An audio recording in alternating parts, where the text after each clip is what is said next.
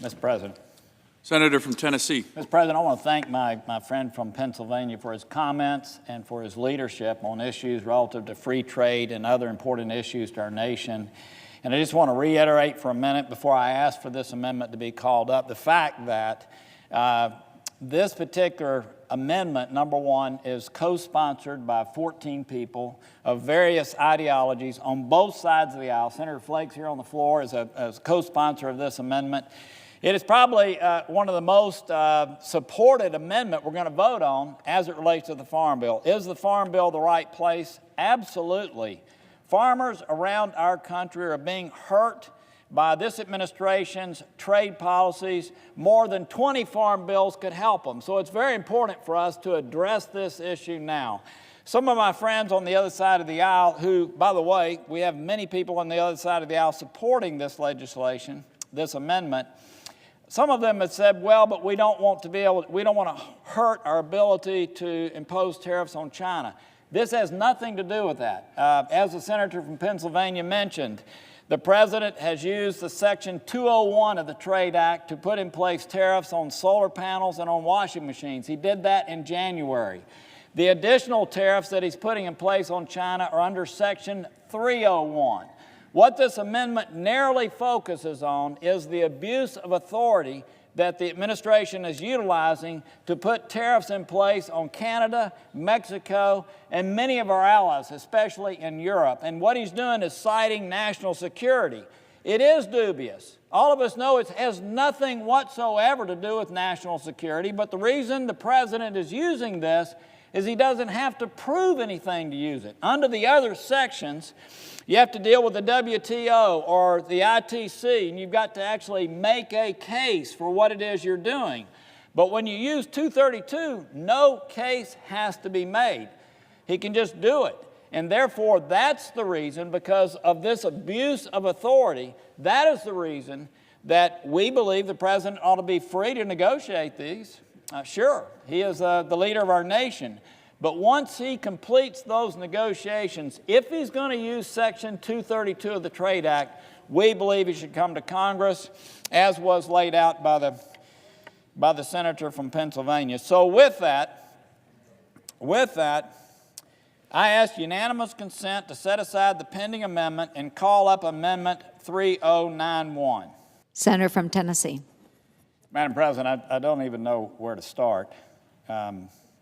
Senator from Ohio is a friend of mine. We came in together at the same time. He's written books on labor and trade, and I respect the fact that he knows a great deal about the topic. We served together on the banking committee, and I respect him. Much of what he just said was focused on China. I've never heard of a trade policy where you have a country like China, who is, in fact, dumping steel around the world because it's in their interest. I've never heard of a trade policy where you punish your friends in order to get at someone who's doing something to you. So we're punishing Canada and Mexico. We're fortunate to live in the neighborhood that we live in, to have neighbors like we have. We're punishing our European allies who've been with us for centuries in order to get at China. It makes no sense. As a matter of fact, I haven't heard a person who's gone to the White House to talk about what they're putting in place, trade policy, come back over here and be able to articulate anything coherent about that policy. I haven't heard a single soul be able to explain to me why we would punish our allies in Europe, our neighbors next door, in order to get at China. 232 has nothing to do with China. That's absolutely not true. It has nothing to do with China. China is being punished by 201 and 301, and we're punishing our allies by abusing a national security section called 232. So I don't know what to say. Let me finish one more thing before I yield, and I'll gladly yield. People in our nation are being hurt today. People are being hurt. You saw the Harley-Davidson issue where they're going to move some of the jobs overseas to avoid these tariffs. Other companies are going to be doing the same. Right now, farmers are being hurt around our country. On July 1st, a whole nother set of countermeasures is coming in from other countries. On July the 6th, there'll be a whole nother set of countermeasures coming in. And I just want the record to be clear. The senator from Ohio, my friend, won't even allow us to vote. If he disagrees with this policy, he could vote against it. He's not even allowing us to vote on something that could ease and stop the pain that's being inflicted on our country by a trade policy that is not coherent, that's being made up on a daily basis, that has nothing whatsoever to do with what China is doing with steel and aluminum. So I don't know what this body has become, where you can't even vote on an issue that is current, that is damaging farmers more than 20 farm bills could make up for. So with that, I yield the floor to my friend from Pennsylvania. Madam President. Madam President. Senator from Tennessee. I'll be very brief. I know the senator from Ohio wants to speak, and the senator from Wyoming has been waiting.